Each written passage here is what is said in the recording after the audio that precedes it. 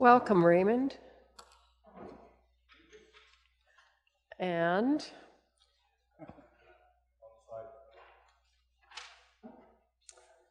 Council, we will go back to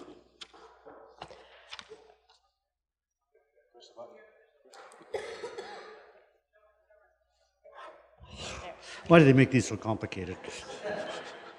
There's more than one button. item 9.2 of our agenda. Raymond, have you been here in the last? It hasn't been that long. Okay, then we've done introductions before. You know everyone at our table. And our names are up conveniently, I think we're hopefully in front of us. So welcome, and we're at item 9.2 on our agenda. Well, thank you for giving me the opportunity to come and bore you one more time. I will make this fairly brief.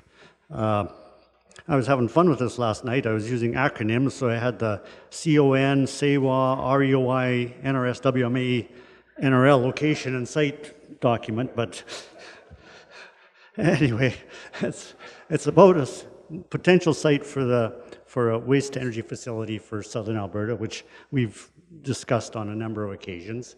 The project is proceeding. They did get some additional grant funding, and they're actually at the siting stage now. So they are doing preliminary site assessments. An engineering firm is in HDR, and then from there they'll come up with a short list, and then we'll see if it goes forward from there. And it's still, the devil is going to be in the details, so it's still probably a pretty long shot, and depending on what kind of funding may become available and what kind of arrangements can be made with between the member communities. But a while ago, the county did submit a expression of interest on hosting such a facility, and thinking specifically of the Newell Regional Landfill. And I am a director for SAEWA, so I do attend the meetings, and with the things over time, and with I didn't really think we would be in the running, just because we're about 100 kilometers out of the center of where it would be ideally, but our location does have a lot of the things that are needed, and there would be some benefits for ourselves as well. So I'm asking the county to reissue their expression, or reconfirm their expression of interest to SAEWA with the county, the regional landfill on their minds. So just this, for example, up here, which one's the best one? Yeah, so that's a waste-to-energy facility in Canada right now. There's about 70 in the United States, and some 600 or so, or 70, yeah, in the United States, some 600 or so in Europe, probably about 2,000 worldwide right now. And they've been in operation for a number of years. So, fairly basic-looking industrial type facility. So that's the Abbotsford one that's been running for a while. Do I have control of this? Let's go on the next one.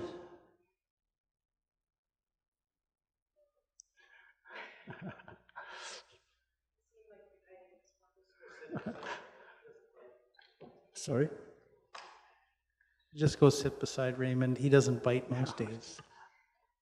Not since I got the dentures. Okay.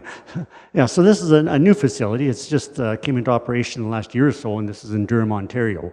And in the past, and in most places, these things have been generally placed near populations concentrations, so that there's less hauling, and it deals with a large amount of waste within a small area, which is sort of the opposite of what we've got. But that's the one in Durham. And that's another shot of the one in Durham. So in some of the discussions with the engineers about what would be proposed for our area, you see that these ones don't have huge water ponds around them like they have at Sheerness. And what they do need some water supply, but they recirculate the water to try to keep the consumption down as much as possible. Okay, next one, please. And this, they don't always have to look like industrial facilities. This one is actually in Vienna. And so they have gotten quite artsy-craftsy in Europe. I've seen, and they just built one that had a ski hill built on top of it. So you can do whatever you want within reason. It looks almost like a mosque, so yeah, so this is the regional landfill area. And in the blue box is the regional landfill. And there's a few things on there that fit in quite well. We have Rock Lake up here to the north, about 3 kilometers to the north. There's a couple of power substations down there. CPR main line with the sidings not far away. Intersection of 2 major highways. And not a whole heck of a lot going on around it. So these are all things that make our site attractive for something like what we're talking about. And if we zoom in a little bit closer, we've got the 3 power lines that go right past the landfill. Now, I realize it's not as simple as just running a wire over and plugging it in and up you go. So, but this is certainly one of the things that they would be looking for in a appropriate site. Okay, let's go to the last one. Yeah, so here we have the landfill facility itself.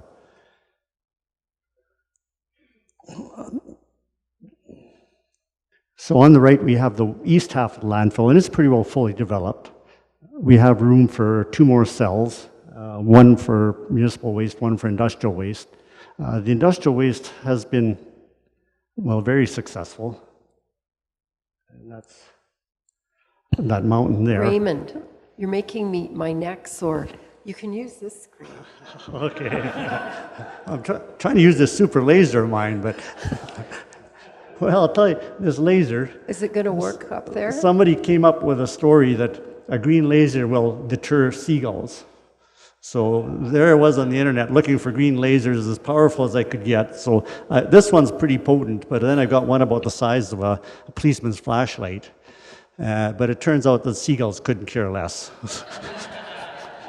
So this is all it's really good for.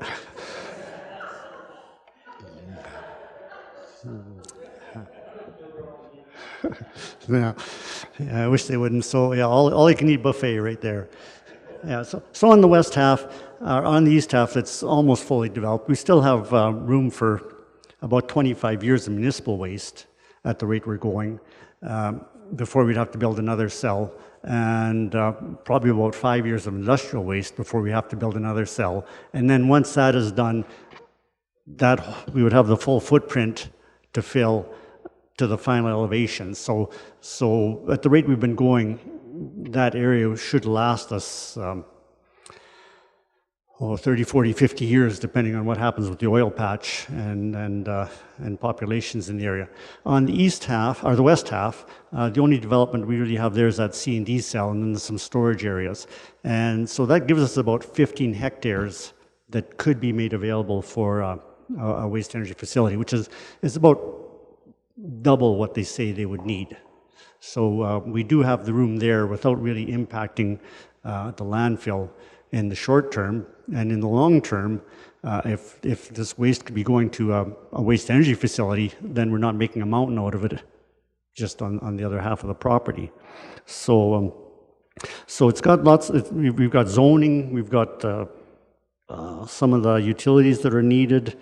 We've had some discussions with JBS, and I was hoping to meet with one of the representatives this week to talk about their interest in using hot water that's being generated by this plant. You can pipe heated water or steam something like 12 kilometers economically, and if you've ever been to New York or Vilnius, Lithuania, you see pipelines all over the place, and that's what they are. The cities are heated by hot water or steam that's piped everywhere.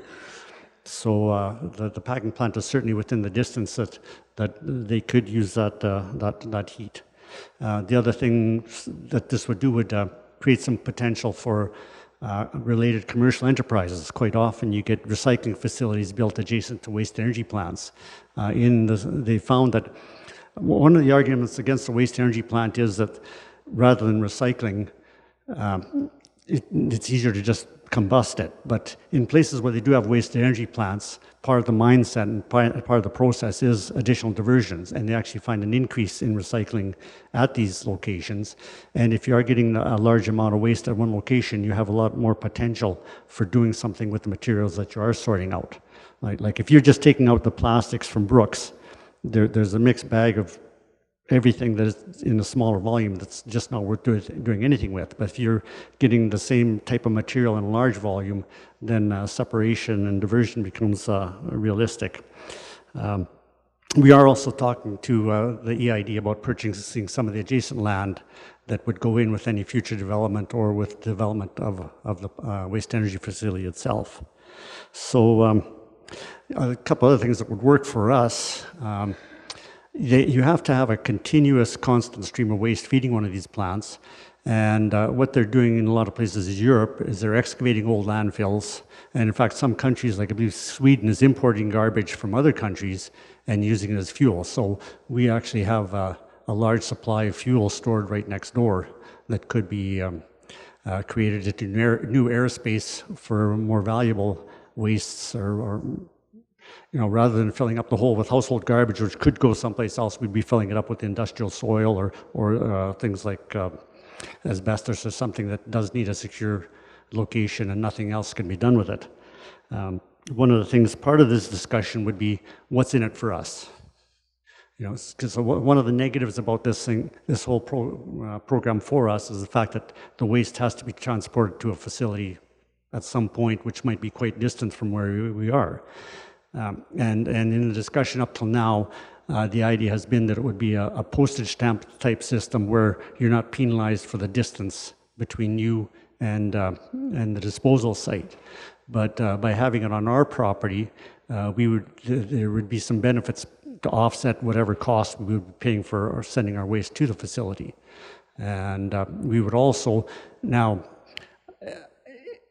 There's still going to be waste. There still would be some ash produced, possibly in the area 20%.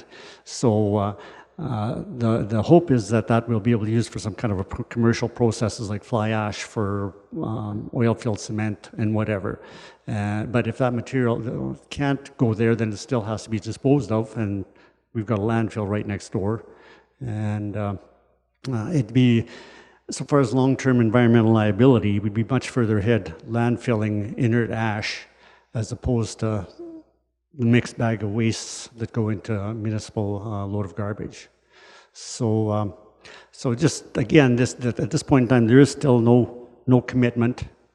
It's very early in the process, and would have to be some pretty serious discussions with all the municipalities that are members of SAEWA, including everybody in the county knew before it did eventually go forward, but it's gone a long way and we're kind of on the downhill stretch. So I'm hoping the county will see fit to confirm their expression of interest and before the 30th, and then we'll go forward from there. Thank you, Raymond. Questions? Brian and Ellen. So as far as site selection, what are some of the other communities that are in the running, or do you have that information? No, there were 7 communities that expressed interest. Some of them sounded like pretty obviously, now some of them weren't members of SAEWA, so they kind of were taken off the short list right away. I have an idea where 1 or 2 of them might be, and they're quite distant, even further than we are from the center of garbage. I do know the county of Vulcan is really, really hot for this, and they've even zoned some land for it and offered to commit some funds to do site investigations and everything to try to get in their area. One of the areas they're talking about would be, or sort of in the ideal location, would be around Clooney. Another question, when it comes to the generation part of it, what kind of megawatts would a general facility, that's the size for the area, what would that generate? I can't tell you off the top of my head, sorry, I'll find out for you. Okay. Other questions? Ellen? Ray, what are possibilities? I have a question for you. That industrial waste, which makes us money at the moment, correct? And asbestos, can that also be incinerated, or is it just... No, that's... It can't, eh? No, so it's but it is relatively inert, so it doesn't have, so household garbage, for example, has everything in it and also is biologically active. So over time it produces methane gas, which is 27 times worse than carbon dioxide as greenhouse gas. If liquids go through it, it generates leachate. There's a lot more management involved with municipal solid waste than there is with industrial waste. The industrial waste is primarily, especially recently, drilling mud and cleanups from pipeline breaks. And then, so the bulk of it is soil or dirt. So that's the kind of material that won't come back to haunt us generations down the road. Though we have set money aside for that. I think we've got about $9 million in the bank right now for closure post-closure, so that when the landfill does close, there's funds available to look after long-term management. Just one other question. I know Holland also it gets some of their waste for those facilities from Germany and so on. Are we going to have a problem with getting enough waste? Well, yes, it can be. That's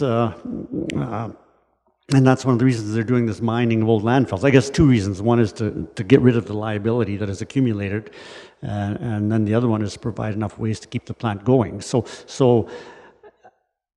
railway ties at one time were a part of this whole thing too, because they are being generated on an ongoing basis, and there are large stockpiles of them, or at least there were large stockpiles of them.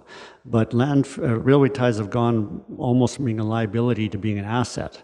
So now it's at the point where rather than being paid to take them, you're looking at you having to pay, they're becoming a commodity. And one of the places that's looking at combusting them and municipal waste is the Lafarge plant at Exshaw.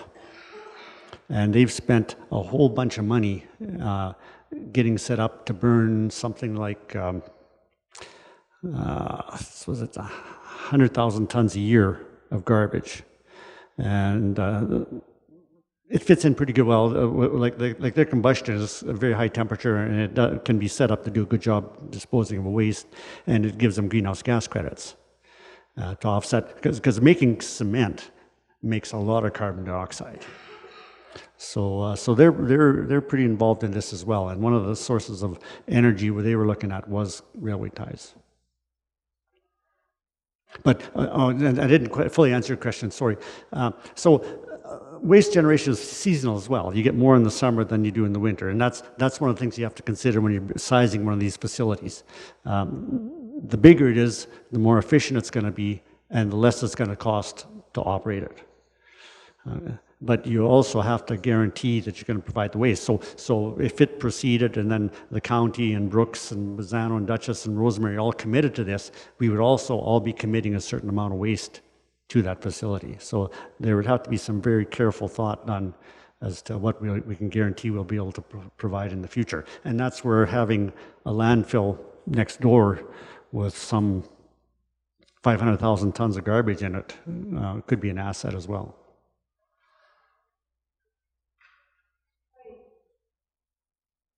Questions.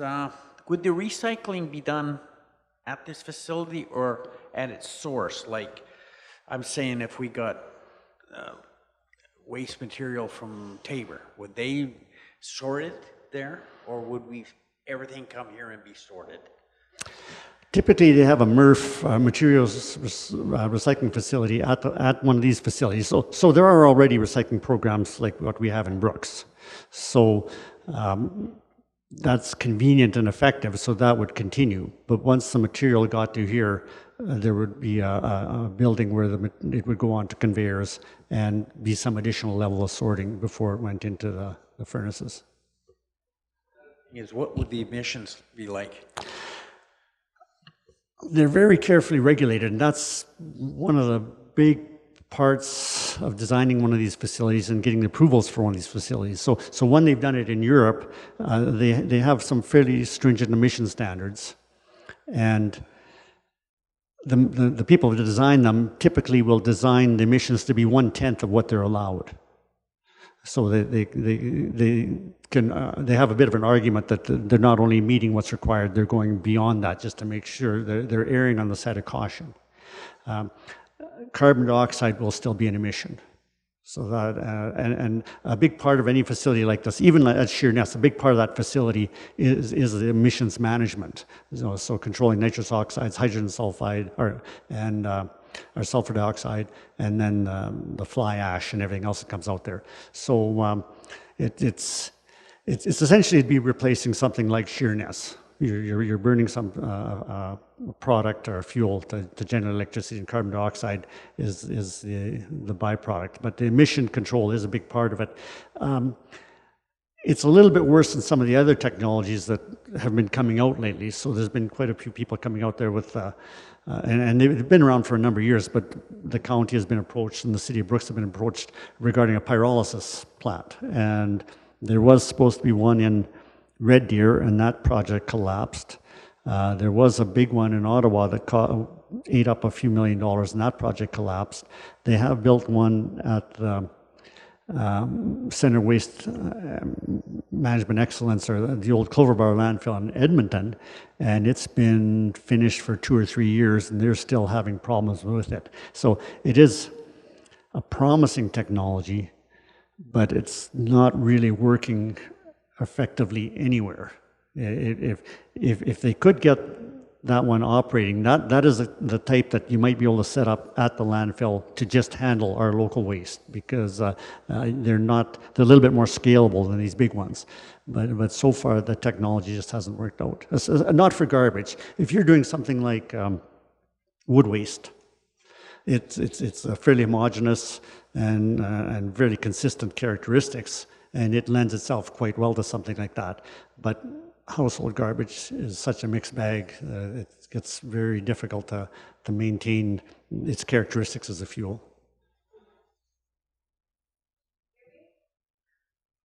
You mentioned drilling mud from the drilling rigs. In the future, is that all got to have to be hauled there? Can they still spread it on the fields? They can still spread, and I think there is some happening. The liquid, anyway, not the mud itself. So,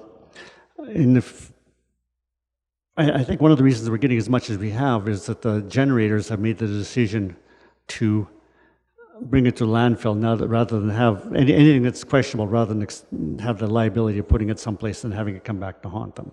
So, like anything else, the standards have tightened up quite a bit. And that was one of the questions I asked with the amount of drilling mud we've been getting in the last couple of years, because it's a lot more than we used to get.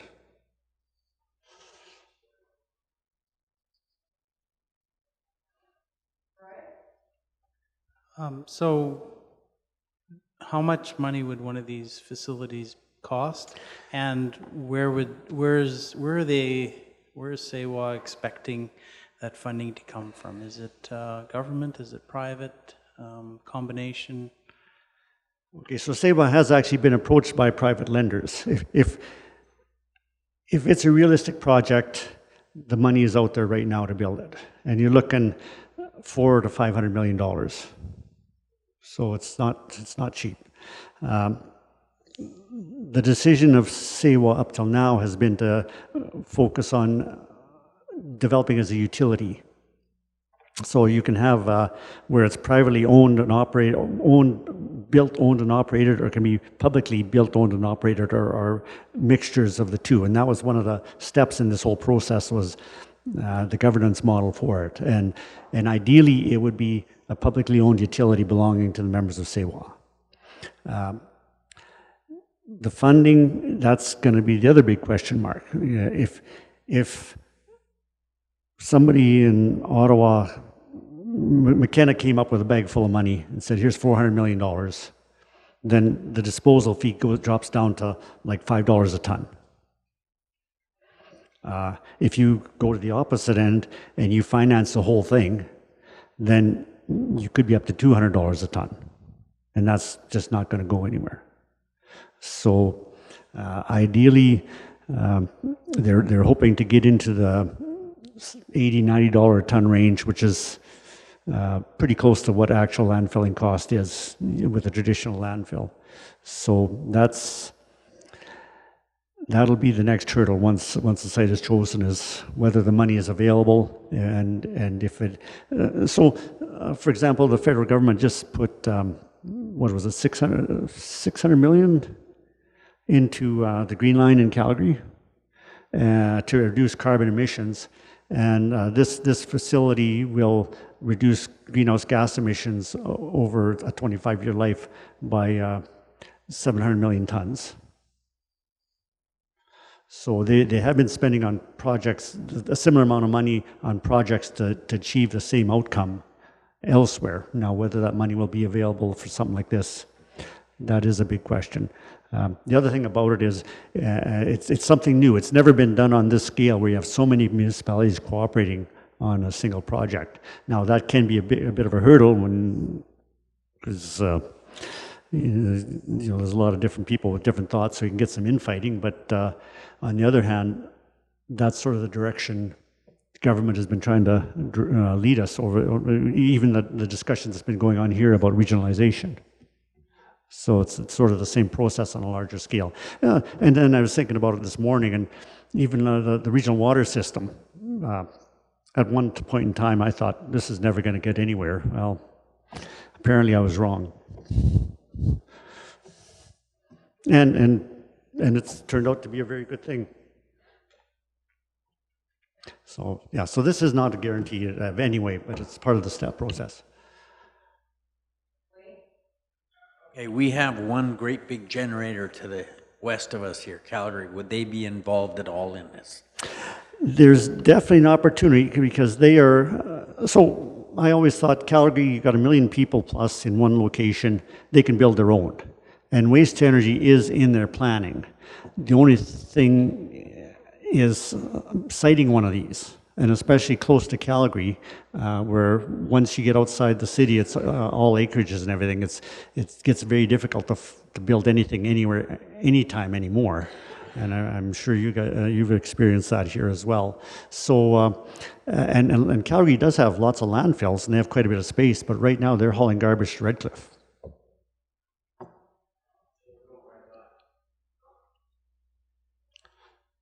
So, and those are the things that would make this much more viable, because their tipping fees at their own landfills are more than $100 a ton, and so if you can be competitive with that, including the hauling here, it might be very attractive to them.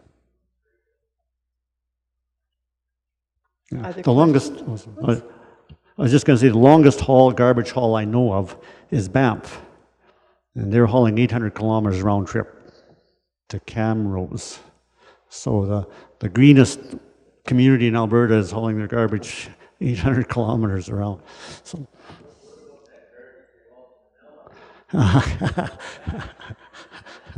Well, it's going to be looking for a home.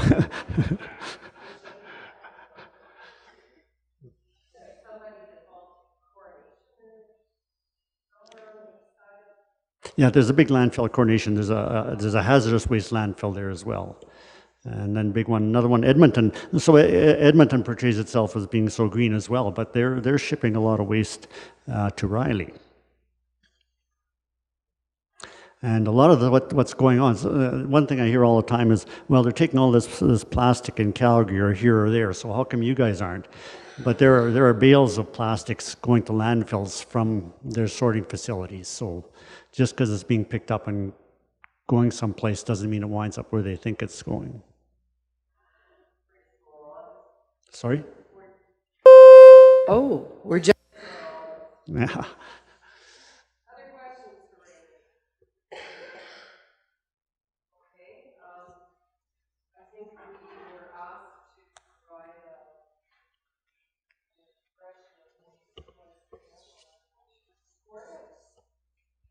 So the motion that is in our package is to approve the submission of an expression of interest for the County of Newell to host the proposed Southern Alberta Energy from Waste Association Waste Energy Processing Facility. Brian. I'll make that motion. Thanks, Brian. Discussion? All in favor? Opposed? Motion is carried. Well, thank you very much for your time and your interest. And if anybody has any questions at any point, I'll answer them or try to answer them. And like I'll say, I'll get that information for you, Brian. Thank you very much. Have a good afternoon.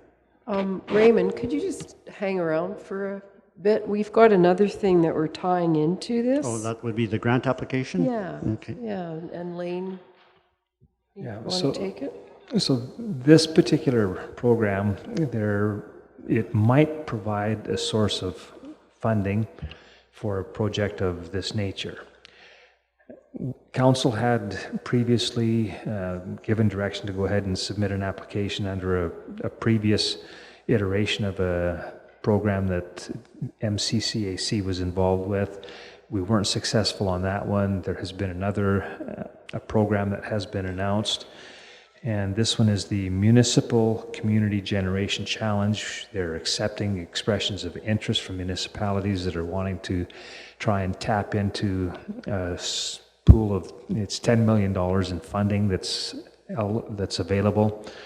It's not to say that all of that funding is going to go towards one project, but municipalities are encouraged to submit expressions of interest, and the deadline for doing so, I think, is May 10th.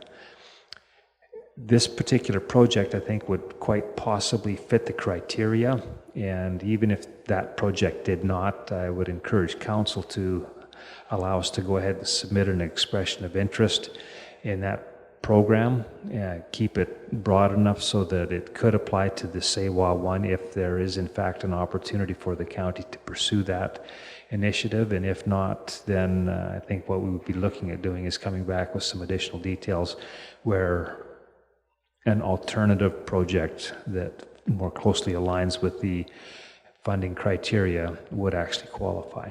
So is council wanting to have us go ahead and submit an expression of interest for funding under this Municipal Community Generation Challenge program that is administered by the MCCAC as well? One of the things that has been clearly communicated is that the funding for that program, the $10 million pool of funding, is committed. It's not going to be a case where the funding is going to be pulled back. So there's really nothing to lose if we have an interest in submitting an application. Questions? Or someone want to make a motion to go ahead? Kelly? So Kelly will make the motion to authorize the submission of a letter of intent under the Community Generation Challenge program, and it'll be a flexible letter to cover SAEWA or any other generation system that might come along. Discussion? All in favor? Opposed? Motion is carried. I'll just make one last, just was thinking about this, and when we were talking about funding. So before the last federal election, there was an agency called P3 Canada, and SAEWA was actually in discussions with them, and it looked like they were going to come up with a check for $125 million, but that is when that project back east collapsed and put a lot of egg on people's faces, and then P3 Canada was dissolved, so it never came to fruition, but the potential was there, and hopefully we'll be there again. So anyway, thank you again very much. Thanks for the work you do, Raymond, and for being able to explain it in such a clear, ordinary manner. And good luck with your seagulls. If you come up with something, most of us have a problem with some type of bird or others. All right. I think, Ariana, that means we finished the meeting. Was there anything else, you guys? Did we got everything covered in camera? And so then we would adjourn. 2:05. That's got to be the first meeting that's had more MPC almost than council. Big drinks. Forever. I knew there was a reason I didn't want to tell you guys.